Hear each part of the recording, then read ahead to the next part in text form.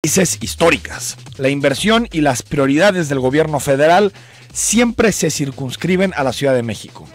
Como dicen todos, todo lo demás es provincia.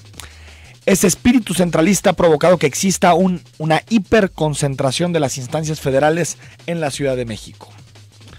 Es decir, en un país federal hay una gran concentración de las instancias en la Ciudad de México. ¿Es normal que esto suceda en un país federal? No, no lo es. El centralismo acarrea distintos problemas: sobrepoblación, marginación, ineficiencia, falta de rendición de cuentas. Problemáticas que hacen que la diferencia entre las condiciones de vida en la capital del país y en los estados del sur sea hasta de 5 veces los ingresos de una familia. México se asume como federal en su constitución, pero tiene un alma centralista innegable. López Obrador propone descentralizar el gobierno y llevarlo a decenas de ciudades en México. Y apareció la reacción centralista. ¿Pero cómo? Falta infraestructura en los estados. ¿Qué mal? ¿Los trabajadores se van a ir a vivir a provincia o eso para qué? No es prioridad.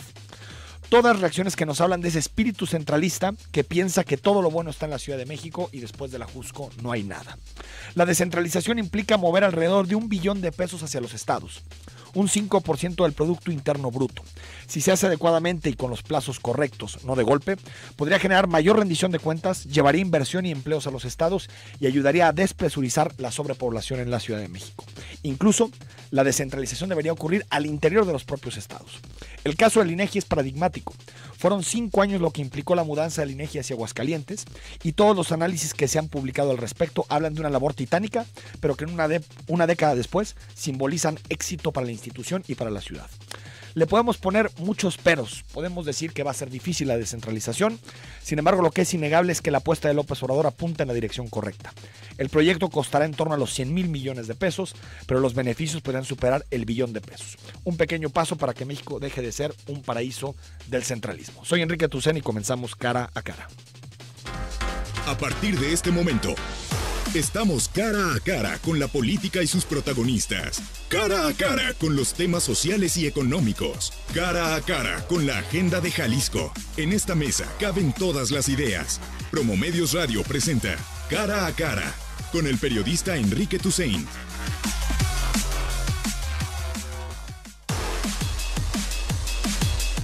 9 de la mañana con 7 minutos. Te recuerdo que estamos en comunicación a través del WhatsApp 33 18 80 76 41. Si quieres opinar sobre alguno de los temas del día, por ejemplo, que comentamos en la editorial, que tiene que ver con la descentralización del gobierno federal, o si también quieres platicar del Tratado de Libre Comercio, el dólar, las disputas que siguen existiendo entre Andrés Manuel López Obrador y Enrique Alfaro. Ya le contestó Andrés Manuel y dijo que pues va a tener que arreglarse con Carlos Lomelí, y también que la propuesta de coordinador no trata de usurpar las funciones del gobernador electo, sino de que haya más austeridad, porque en este momento hay más o menos 4,000 empleados de delegaciones a nivel nacional. Esta historia, por supuesto, no termina aquí. Comenta con nosotros 33 18 80 76 41. Usted lo conoce y está con nosotros esta mañana Pedro Kumamoto. Pedro, ¿cómo estás? Enrique, bien contento de estar aquí, emocionado de lo que viene, también muy agradecido también de estar en estos micrófonos, seguramente escuchando a muchas de las personas que aquí en Ciudad Metropolitana nos fue bien y nos dieron su voto, entonces pues contento y agradecido en general. ¿Cómo has pasado este mes? Un mes y un día de la elección del 1 de julio. Ha habido de todo, al principio pues digamos que las primeras horas de la caída de los resultados eran pues ahora sí todas las emociones, porque cuando empieza el conteo rápido estábamos en primer lugar, luego va pasando el tiempo de segundo y luego pasa el tiempo y ya hacia las 2 de la mañana, 3 de la mañana, pues caemos en tercero, ¿no? Entonces el suspenso, también la decepción seguramente, la tristeza, pero ya después de eso también muy resuelto en recordar que fuimos la fuerza política más votada en lo individual, más de 763,000 votos, es decir, le sacamos más de 63,000 votos a Morena, cerca de 70,000 votos, cerca de 80,000 votos a Movimiento Ciudadano. Somos una fuerza política que nace desde una lógica independiente, sin hacer ningún tipo de tranzas ni de tracaladas. Nosotros erogamos 5 millones de pesos durante toda la campaña. Las candidaturas, por ejemplo, que ganaron de Movimiento Ciudadano, 40 millones.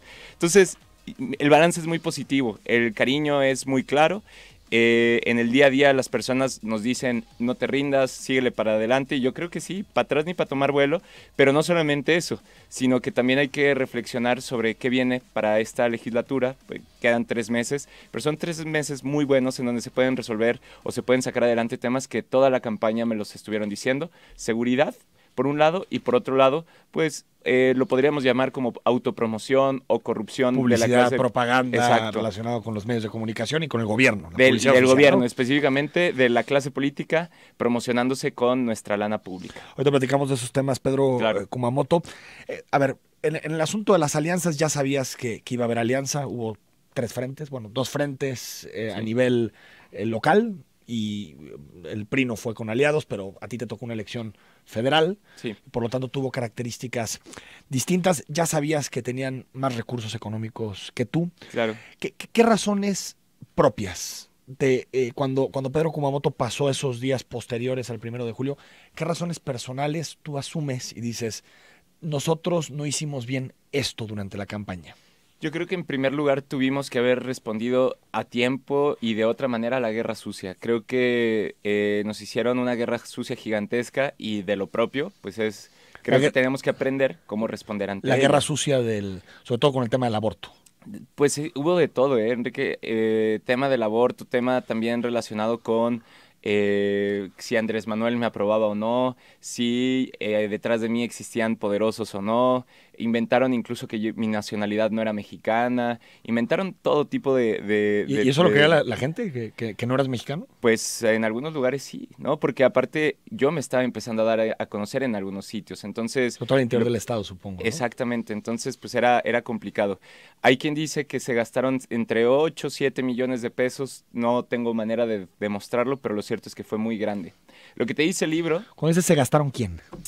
Yo no puedo decir hoy quiénes fueron, pero tengo la claridad de que sí vemos que hubo beneficiarios, ¿no? Entonces, seguramente nos tocó ser, ahora sí que la punta de presión entre varios grupos de interés, probablemente, y lo que sí tengo claro es que si hubo tanto revuelo y hubo tanto golpeteo, es sinónimo de que estamos haciendo las cosas sin pactar con esos grupos de poder, y ese es el camino que vamos a seguir ahora.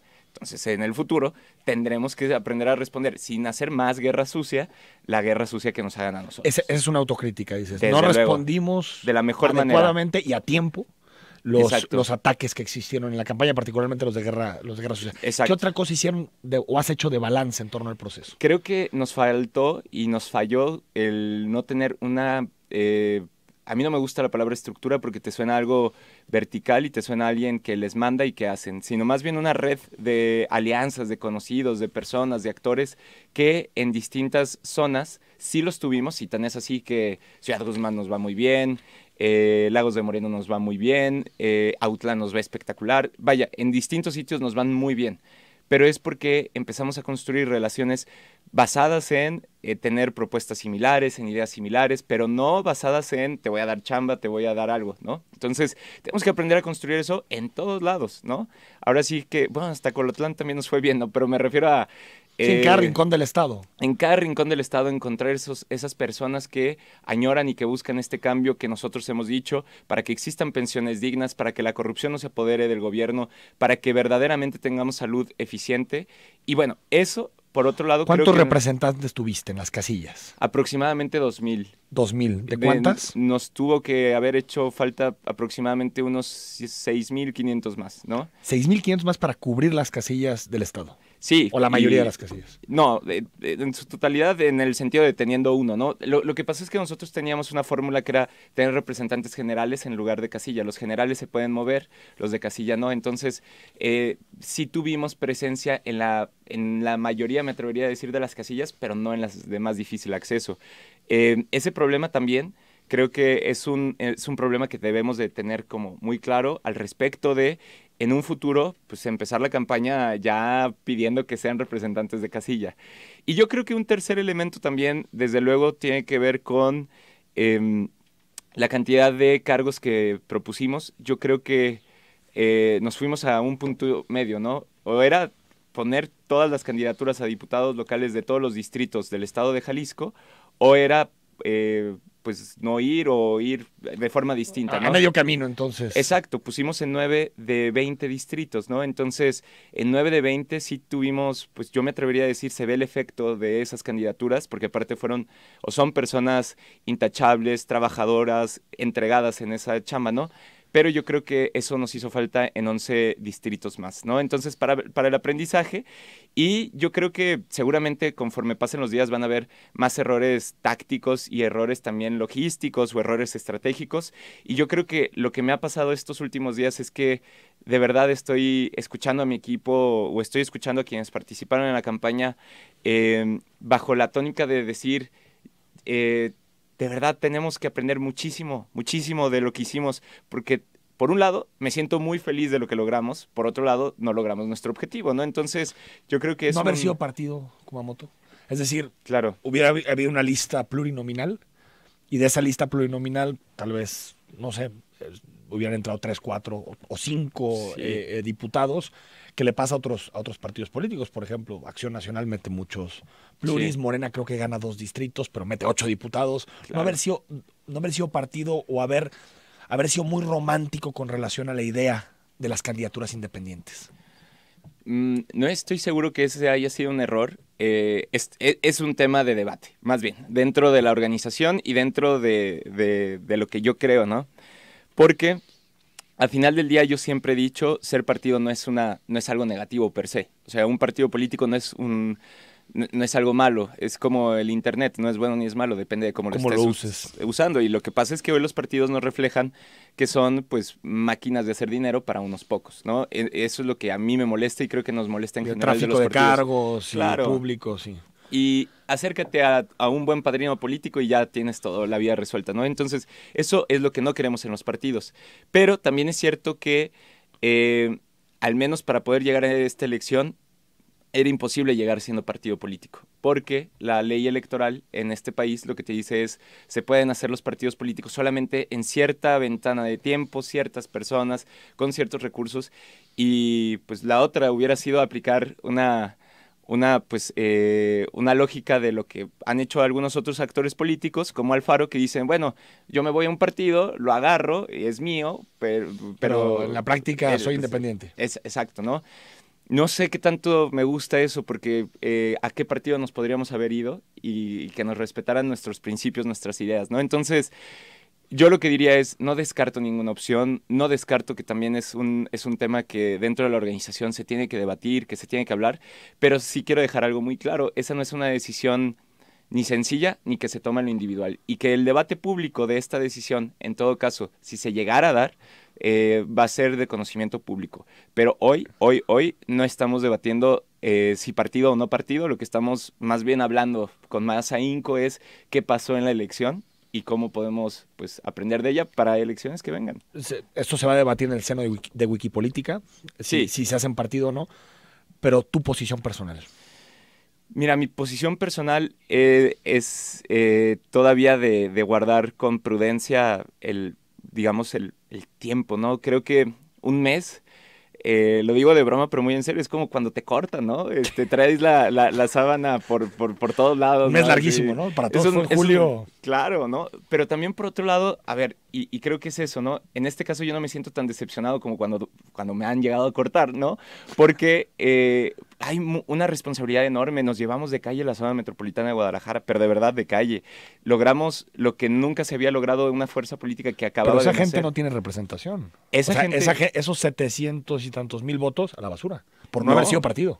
No. Otra cosa es que como organización respondan y hagan trabajo social y redes y presionen por agendas, pero en términos de representación institucional no tienen ninguna. Hoy no hay no habrá diputados plurinominales, es cierto, ¿no? Pero, y creo que eso es lo importante, habrá que aprender a jugar con esta tensión o con esta pues natural, pues por así decirlo, proceso político por cómo están nuestras leyes. ¿Habrá que reformarlas? Quizás sí, porque también esa es otra salida, ¿no? Poner que también las candidaturas independientes puedan tener plurinominales, ¿no? Porque ya serían partidos en la práctica. Claro, pero a ver, y es sin la connotación negativa del partido. ¿Me dejas ir al corte? Sí, claro. Aquí. Estamos con Pedro Kumamoto, te recuerdo, 33 18 80 76 41.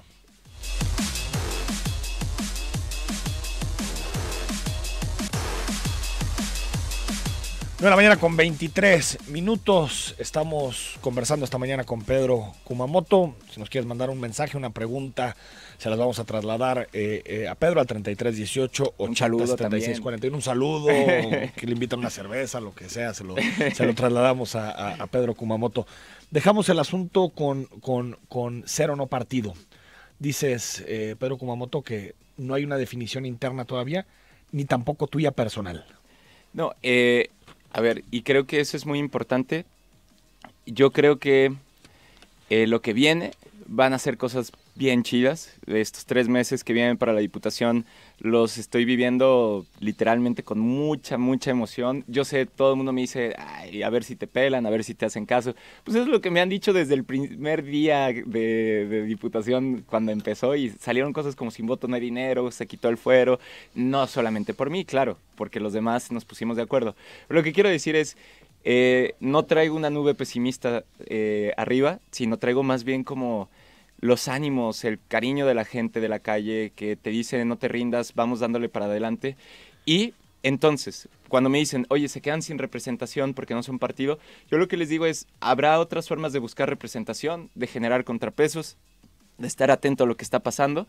Y sí, claro que me llevo también la reflexión sobre qué tendría que suceder para que los votos que tuvimos pues pesaran al momento de las decisiones, y más en este contexto en donde pues Enrique Alfaro llega muy fortalecido al gobierno estatal, Andrés Manuel al federal, y a esto me refiero no a decirles no a todo, tiene que ver con ayudarles en las buenas ideas. Si tenemos ideas de austeridad, de combate a la corrupción que son en serio, vamos dándole para adelante. Si hay buenas ideas para las pensiones, vamos dándole para adelante. Pero también si quieren poner a sus cuates en el Supremo Tribunal de Justicia del Estado de Jalisco, si quieren que el fiscal sea modo, si lo que buscan es la impunidad para sus cuatachos en los municipios en donde han gobernado previamente y en donde claramente la población te dice que han sido corruptos, eso no lo van a tener de mi parte, ¿no? En la definición de haber buscado el Senado, después has reflexionado sobre eso, ¿te equivocaste? En tratar de llevar, porque también cuando tú hablabas de esa decisión de no jugar un distrito ni competir un municipio, decías que pensabas que muchos de los temas importantes se tenían que discutir a nivel nacional y que el Senado era una buena plataforma para eso, desde la seguridad, las pensiones, la educación pública, la salud, pero tal vez significó abrirse demasiado, buscar demasiado en poco tiempo, porque no es lo mismo hacer una campaña en zona metropolitana de Guadalajara que hacer una campaña en los 125 municipios del estado.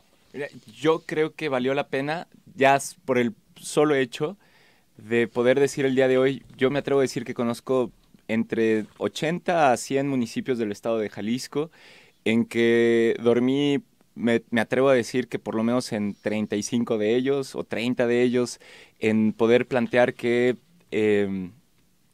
no lo pongo en lógicas turistas, lo pongo en una lógica más clara, que es romper con el privilegio y romper con la idea de que Jalisco es zona metropolitana. Para mí ya me lo llevo tatuado, y el cariño que le tengo ahora a regiones que antes de empezar la campaña no tenía el gusto de conocer, el poder haber interactuado y conocer que los dolores de Cihuatlán son muy parecidos que los de La Chona, que son muy similares a los de Colotlán, que se parecen muchísimo a lo que pasa en Tala, que al mismo tiempo Mascota está viviendo lo mismo, en temas sí relacionados con pues la legislación federal, sobre todo relacionada con salud, con educación, con el trabajo, pero sobre todo con la seguridad. Para mí vale la pena toda la travesía y vale la pena el esfuerzo. Creo que fue un proceso lleno de luz, un fulgor específico que le da el que hayan venido jóvenes de Tepa, de verdad, esto es real, de 14 años a ayudarnos a hacer campaña, pero que al mismo tiempo en Tomatlán, digamos que el lugar en donde pude hacer campaña o donde me dejaron un día, fue platicar con plataneros digamos, después de la pizca, pero también en Cihuatlán, en un grupo de señoras que se cuidan y que se ponen a cantar todos los días por la tarde para, pues, un poco con una lógica de cuidado y de no perderse de vista. Yo creo que valió la pena cada uno de esos momentos, claro. Hoy me dicen, pues si mal te hubiera ido, te hubieras convertido en regidor, ¿no? Y yo lo que les digo, honestamente, es que claro que hay que ser tácticos en esto, pero que lo que nos ha caracterizado es que no vamos por los cargos seguros, no somos chambistas. Claro, hay personas, incluso hoy en el Congreso local, que le apostaron al chambismo y que seguramente van a lograr hacer que crezca su grupo en cuanto a la posibilidad de tener trabajos. Pero no creo que esa se deba de ser la lógica de la política. Y entiendo a quién lo hace, no lo juzgo, pero no es el camino que yo quiero seguir. Me dice nuestro buen amigo Francisco Aceves, lo conoces, académico de la Universidad de Guadalajara, me pide que te pregunte por qué no apostar por los municipios. Tú sabes que hay un debate internacional Sí. sobre si la mejor forma de incidir en la vida cotidiana de los ciudadanos es a través del municipalismo, de apostar precisamente por los municipios. ¿Por qué no esa idea? Creo que es muy importante decir que toda la campaña dije, uno de mis sueños de mi vida es poder ser alcalde en algún momento, porque creo en el municipio como el momento más cercano, el espacio más Son relevante. Los servicios, la seguridad. Claro.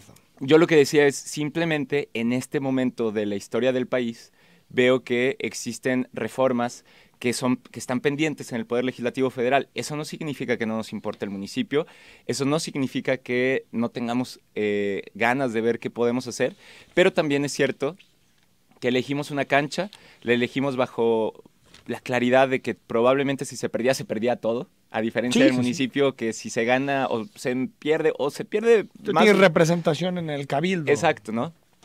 Entonces, bueno, eso, yo siempre he creído, también dicho sea de paso, que el municipio tenemos que discutir mucho el trabajo del regidor. Yo creo que son los peores plurinominales que existen, pero que casi nunca se habla de ellos. Las regidurías... Sí, tú propones que los elijamos, ¿no? Que elijamos a una regidores. buena porción de los regidores. Que pon tú que el presidente municipal entre con 3 o 4 bajo una lógica de gobernabilidad. Pero que no tenga mayoría dada. No, que no sea algo que se da simplemente porque, a ver, ¿quién conoce, de verdad, de la audiencia que nos escucha, conoce usted algún regidor, alguna regidora? Sí, es porque es un caso extraordinario de un regidor que ha hecho chamba. Sí los hay, desde luego que los hay, pero son casos extraordinarios. Lo que tenemos que hacer es dividir los municipios por secciones o por regiones o llamémoslos subdistritos, como lo queramos llamar, pero que sea un regidor el que te esté respondiendo directamente los temas de luz, de agua, porque hoy cuando se te corta el alumbrado público, no sabes a dónde tienes que ir.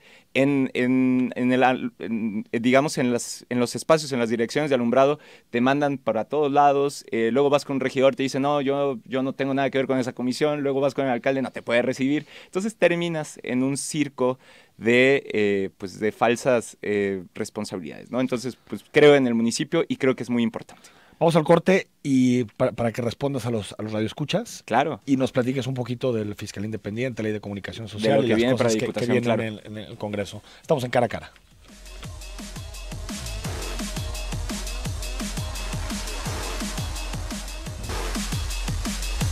Nueve de la mañana con 35 minutos. Te recuerdo que estamos totalmente en vivo en Cara a Cara y recibiendo tus mensajes para leerlos y que los comentemos con Pedro Kumamoto, que está esta mañana con nosotros. Fiscalía independiente o fiscalía que sirva, que así sea popularizado con el hashtag y el eslogan a nivel nacional. ¿Qué significa en la práctica fiscalía que sirva? Significa que el fiscal no lo ponga el gobernador y entonces que el fiscal pueda investigar por actos indebidos o incluso actos criminales al gobernador entrante o saliente. Significa que no se ha puesto por un acuerdo político. Significa que pongamos a los mejores perfiles que lleguen por examen de oposición. Significa que hayan más mujeres en la fiscalía y que puedan ocupar cargos de dirección. Significa también que los ciudadanos puedan tener un consejo dentro de la fiscalía para decir cómo deben de erogarse los recursos y que tenga un contrapeso ciudadano. Significa que pongan sobre la mesa cuáles van a ser los delitos que se van a atacar y sobre todo que se pueda ver con estadísticas, con indicadores, cómo va avanzando la fiscalía. La sociedad está cansada y creo que en general yo no conozco a nadie, yo mismo he sido víctima de delitos y pues yo creo que en general todos tenemos una historia de un robo, todos tenemos una historia lamentablemente de una extorsión, de un secuestro muy cerca. Y creo que lo que tenemos que hacer es no solamente decir más armas, porque más armas o más policías pues no son igual a más seguridad. Desde hace 8 o 9 años empieza la guerra contra el narco y yo quisiera preguntarle a la audiencia quién se siente más seguro, ¿no? Entonces tenemos que replantear el modelo y tiene que ser un modelo mucho más científico, mucho más técnico, quitar las manos de la política electorera de la fiscalía y eso es lo que estamos proponiendo, no yo, y quiero ser muy claro, sino 50 organizaciones, universidades, colegios, espacios, y lo que estamos haciendo es retomar esa Servir de vehículo para que llegue esa iniciativa. ¿Cómo se elegiría? Lo que nosotros creemos es que se tiene que seguir más o menos el esquema del sistema anticorrupción. Exactamente. O sea, comité de participación, filtra nombres. Sí. El Congreso recibe esos nombres, los manda al gobernador, el gobernador regresa una terna. O que el gobernador no participe para nada. Está todavía la discusión sobre si participa o no el gobernador. Yo soy de la idea de que no debería de participar, pero... Ni siquiera mandar la terna. A ver, es que también eso es importante. Construyamos cuál es el perfil del fiscal desde la ley. No lo pongamos en una convocatoria que está, pues ahora sí que en vaivenes electorales. Es que, ¿sabe? ¿No? A nivel nacional, la reforma en 2014 del artículo 102, que ahorita están buscando otra reforma, lo que dice es que el Senado tiene que elegir a 10 personas. Esos 10 aspirantes a fiscal van al presidente y el presidente retorna una terna, porque... sí es cierto que es una facultad constitucional del Ejecutivo. Desde luego. Aunque sea terminar el proceso, ¿no? Probablemente ya en la última parte, en el último tramo estoy de acuerdo, pero tiene que ser, a ver, y eso es muy importante, la preponderancia tiene que ser con los perfiles, la evaluación, en un proceso abierto y que se quite el proceso o la parte más política electoral que en realidad hoy parece... pues que estamos definiendo a quién va a ser su secretario particular, ¿no? Así con esa... Y después el Congreso lo pasa con las 2/3 partes que necesita. Sin duda, y seas naranja, seas rojo, ¿eh? Como sea, han pasado todas las propuestas desde Nájera, Eduardo Almaguer y los demás. Entonces, exacto, ese sería el proceso, que lo pueda remover el gobernador o no. Yo creo que ahí debe de tener la total autonomía para poder permanecer. En todo caso, generemos un entramado para que pueda responder al sistema estatal anticorrupción, para que pueda responder a otras instancias, porque sí, desde luego, como cualquier funcionario que hay en este estado, deben de existir los procesos revocatorios de alguna manera. Es que sí, ese es un debate que está a nivel nacional, porque lo que dice la ley en este momento es que el presidente de la República puede remover al fiscal general de la Nación, pero... el Congreso, el Senado, le puede revocar con 2/3 partes esa remoción. Lo que piden organizaciones sociales es que, digamos, solamente se pueda remover si el Senado lo dice con las 2/3 partes, que el presidente no lo puede hacer directamente. Yo creo que ahí está el tema, por ejemplo, ¿no? A ver, y eso también es muy importante. En Jalisco, por ejemplo, existen los juicios políticos que teóricamente son otra de las medidas de control que deben de existir dentro de una democracia para que ningún político se quiera pasar de que es el castigo político, porque el penal ya le toca a los jueces y a los tribunales. Pero en todos estos años estamos hablando de, me parece, 3 casos. 2, ¿no? Luis Carlos Vega Pámanes y Elisa Ayón. Elisa Ayón, no me acuerdo si hay otro por ahí, pero bueno, 2 o 3 quizás, en todo caso, pues en varias legislaturas, ahí pues, cuando volteas y dices, lo que está pasando es el acuerdo y es la coreografía política. Entonces, lo que tenemos que hacer es blindar del proceso electoral político. O sea, quien salga como fiscal que tenga esa autonomía blindaje para que no lo corran por investigar a su jefe. Exacto, que creo que es lo más importante. Es el jefe o los amigos del jefe o los que están arriba a veces de esos, ¿no? Y creo que es muy importante que estemos buscando todos los incentivos para que pueda desarrollarse técnicamente, que podamos, por ejemplo, también blindar al Instituto de Ciencias Forenses del Estado de Jalisco. Que ya tiene cierta autonomía, ¿no? Cierta autonomía, pero no tiene lana. O sea, están operando con equipo, no estoy mintiendo, de los años 80, de los años 70, gente que quiere hacer su trabajo bien, pero que no tiene las capacidades, digamos, institucionales para poder desarrollarlo, ¿no? Entonces, en la práctica le das la autonomía, pero sin lana. Pero sin lana, ¿no? Busca tu lana. Exacto, ¿no?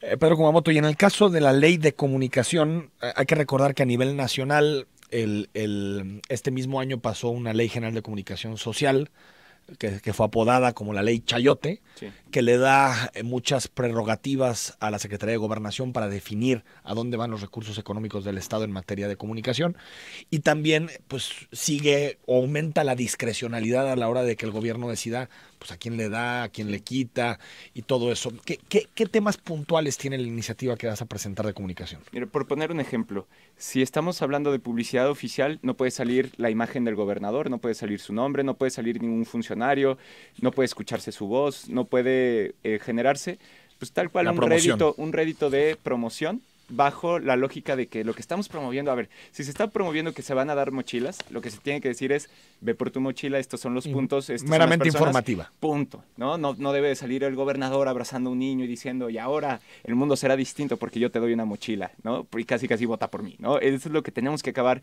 con estas dinámicas. También lo que hace es generar un padrón estatal de medios a los cuales se le puede brindar los recursos, es decir, a los cuales se les puede plantear, pero nadie puede concentrar cierta cantidad o cierto porcentaje de los recursos públicos. Hay una televisora que pues, concentra en torno al 25%. Eso no lo vamos a... Bueno, al menos eso es lo que plantea esta iniciativa que trabajaba con la Asociación Mexicana de Derecho a la Información, la MEDI.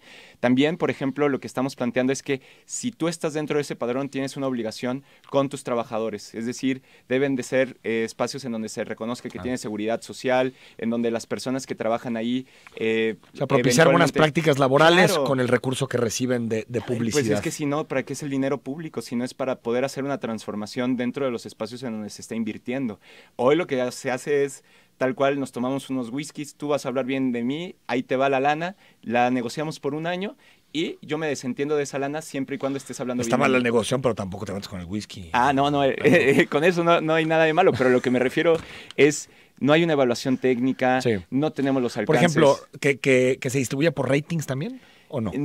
También creemos que se debe de impulsar, por ejemplo, a los medios digitales o a los espacios sociodigitales, ascenso, que también se llaman. Digamos. Sí, porque creemos que también una buena parte de lo que se compromete cuando estás poniendo recursos públicos es cómo construyes la posibilidad de tener un ecosistema de más medios de comunicación, porque en la medida en que existan más, pues esa es nuestra lógica, van a poder tenerse una oferta mucho más interesante de medios de comunicación que no esté centralizada. Lo que queremos hacer es que el gobierno nos sirva para darle lana a un solo medio que lo promocione hasta el cansancio y que se logre pues, eventualmente tener un trampolín para una elección futura. ¿Y limitar la cantidad también de dinero? Desde luego que sí. ¿En propaganda oficial? Exactamente. Lo que nosotros también estamos en el último borrador, estamos hablando de qué porcentaje del presupuesto de egresos, pero debe de ser un límite mucho menor al que tiene actualmente, que a ver, no lo tiene. 1,100 millones de pesos se han utilizado para la promoción del gobierno estatal, ¿no? ¿En este año? No, en este sexenio. En este sexenio.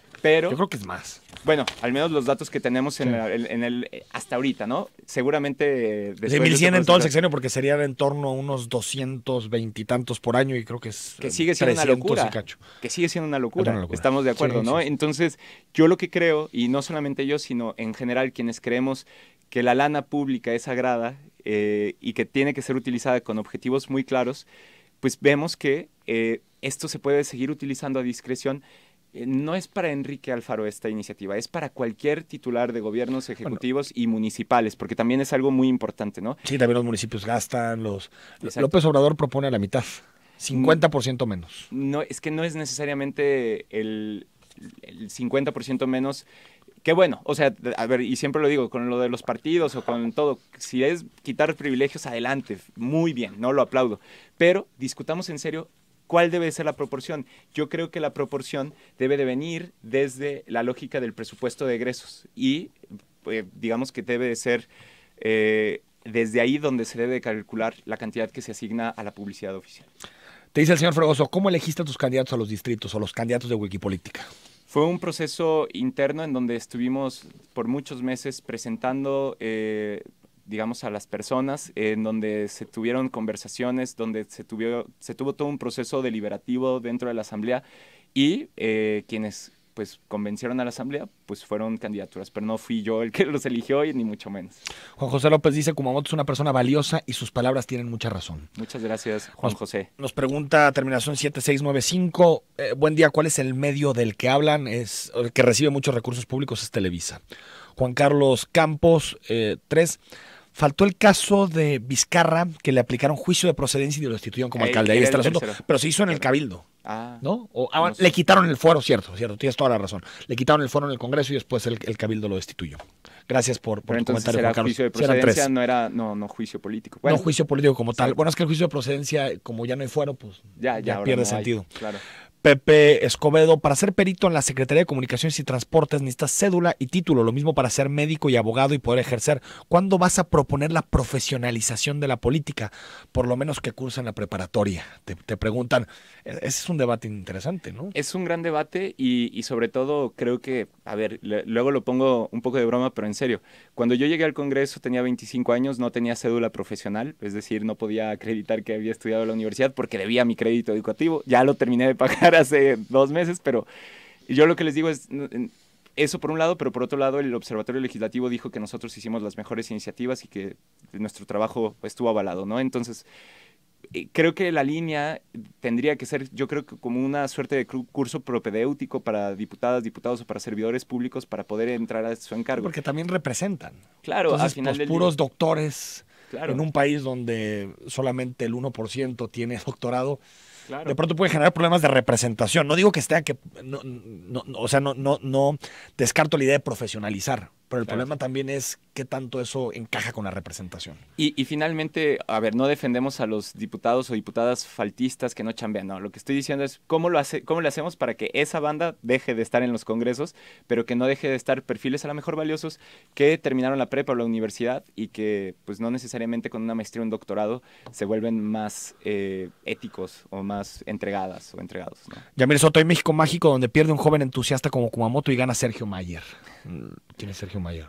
Es un actor. Es un actor. Pero bueno, pues... ¿Y ganó miren, una elección o qué? Sí, ganó. A ver, y hay que desear que les vaya bien a quien sea, ¿no? Y esperemos que le vaya bien, porque si le va bien a él o a los que me ganaron también en la contienda del Senado, pues eso significa que le va a ir bien al Estado o a México y es lo que más feliz me haría, ¿no? Me dice Alfonso, estimado Enrique, buen día, felicidades por no dejar tu esencia y seguir siendo el analista comprometido con la verdad.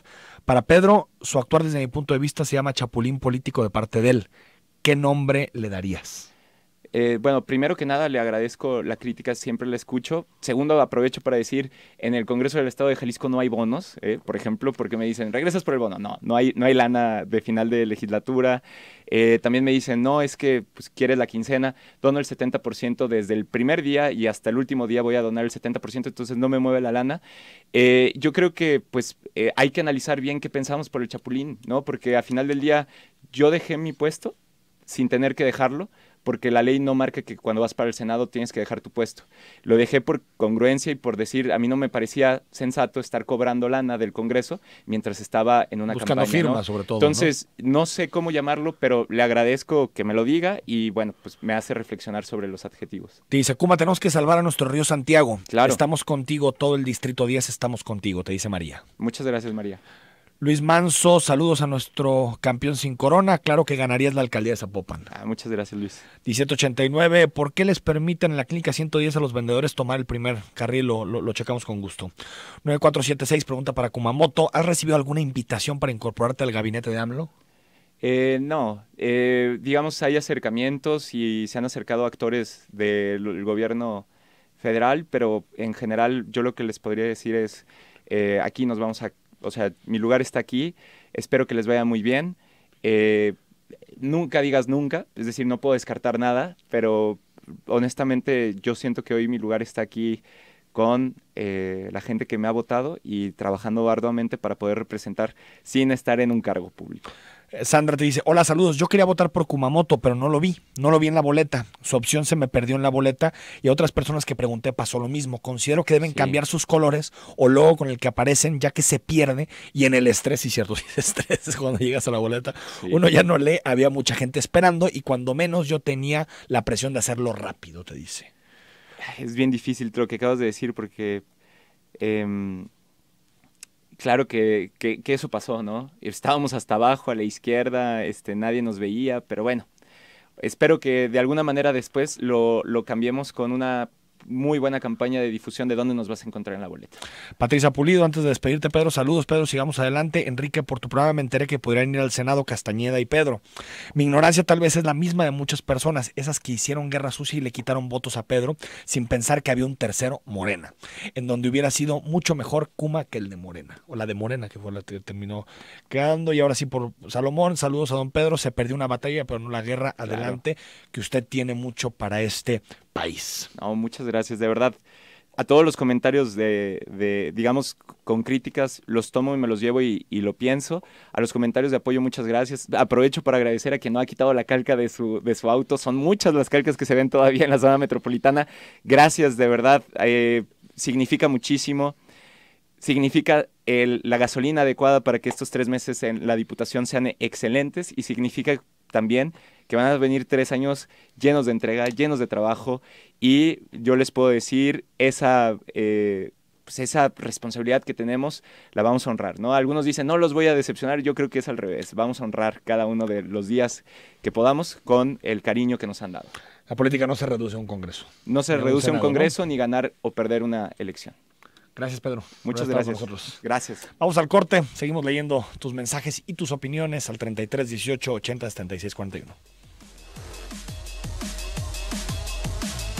56 minutos, muchos mensajes. Gracias por escribirnos en esta conversación que tuvimos larga con Pedro Kumamoto. Tuvimos posibilidad de platicar con él en este espacio un día después de la elección, pero no habíamos tenido la posibilidad, la oportunidad de conocer más a fondo sus reflexiones, la autocrítica que también él hace después de los resultados del 1 de julio y algunos mensajes también que llegan. Por ejemplo, Miguel Bernal dice: eres bueno, pero la soberbia te ganó, dice Miguel Bernal a Kumamoto, ya que siendo diputado quisiste correr antes de caminar y tienes que manejar tu léxico, ya que no todos son chavos banda.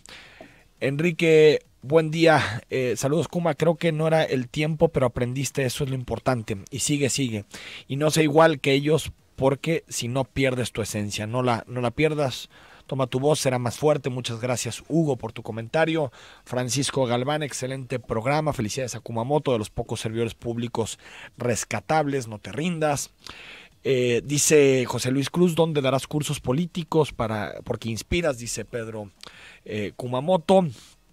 También nos dice Manuel Ulloa, buenos días, excelente programa, un saludo, tienes invitado de lujo, me encantaría que la gente reaccionara, me dio mucha pena saber quién ganó, y no por él, sino por México, qué pobre estamos.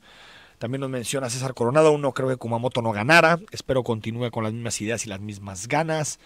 1451, también ya le pasamos ese mensaje, esa pregunta con relación a si Wiki buscará, Wikipolítica, el arbolito, como se popularizó durante el proceso electoral, se apostaría por algunos municipios, porque si no ganas, accedes a la regiduría, aunque yo también coincido con lo que decía Pedro, y es tratar de democratizar aún más el municipio, y por lo tanto que tengamos posibilidad los ciudadanos también de votar por los regidores, y no que vengan una lista que en el momento en que votas por el alcalde actual, de forma automática estás votando por otros cargos públicos que vienen ya en paquete con el alcalde. Fabricio dice, no hay nada, Pedro Kumamoto le pusieron una zancadilla a Kumamoto, le hicieron un fraude. Yo creo que obviamente los de Movimiento Ciudadano, dice Fabricio, gracias. Nos dice también, el día que sea parte de un partido, Kumamoto no votaría por él. El tener candidatos en varios distritos y ciudades DF se transformó en un partido para varias personas. Una reflexión interesante, gracias por tu comentario. Karime Ruiz, Pedro, me duele saber que no estarás en el Senado. Paulina Hernández, lo que le faltó a Pedro y sus independientes fue humildad. Ya daban por hecho que ganarían. Para el oriente de la ciudad no vino a hacer campaña. Gracias. Carlos dice, yo voté por usted, pero sí, la boleta estaba confusa, no miraba el arbolito. Personas que votaron se equivocaron al votar, pues no vieron el arbolito. 68-69, Enrique, soy José Juan. Quisiera dar mi opinión con respecto a todas las esculturas que hicieron durante el gobierno de Alfaro, en las cuales se gastaron millones de pesos. Pienso que si ese dinero se hubiera invertido en seguridad, en asistencia social, hubiera sido la mejor inversión que hubiera hecho el presidente municipal. Bueno, el debate sobre las esculturas existe, pero de lo que se invierte a seguridad en el Ayuntamiento de Guadalajara, lo que se gastó en esculturas es una cifra que realmente no es significativa, pero bueno, vamos a profundizar más en esos temas. Mañana te invito a que nos acompañes, tenemos mesa de análisis con periodistas, académicos, pues para meterle a la coyuntura los casos Bartlett, lo que ha pasado con la Comisión Federal de Electricidad, el proyecto energético de Andrés Manuel López Obrador y también los primeros anuncios de Enrique Alfaro desde que retomó la agenda el lunes pasado. Soy Enrique Tucen y hasta mañana a las 9.